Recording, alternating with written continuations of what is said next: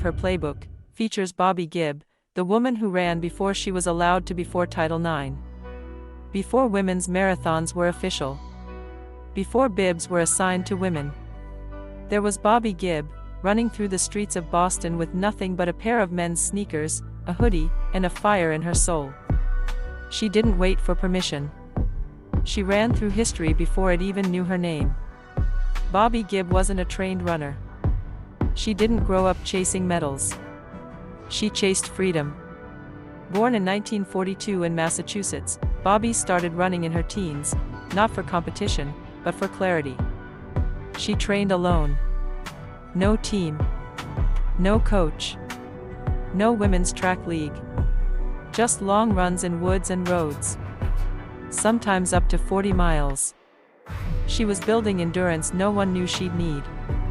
In 1966, Bobbi applied to run the Boston Marathon. The official response? Women are not physiologically able to run marathon distances.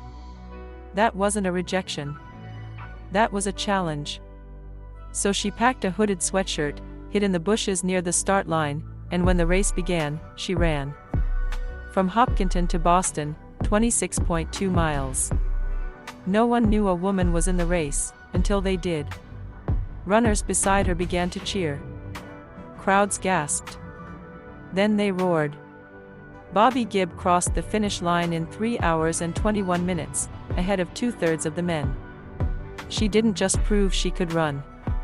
She proved the world was wrong. She came back the next year. And again in 1968. Each time, she ran unofficially, uninvited, and unshaken. Each time, she clocked fast, legitimate times. But still, no recognition. No medal. No bib. No name in the records. But Bobbi's courage cracked the wall.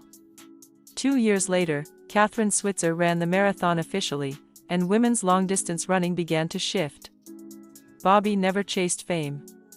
She became a neuroscientist. A sculptor. A quiet voice for women's rights, science, and youth mental health. Her legacy? Unshakable. Unpaid. Undeniable. Today, millions of women run freely.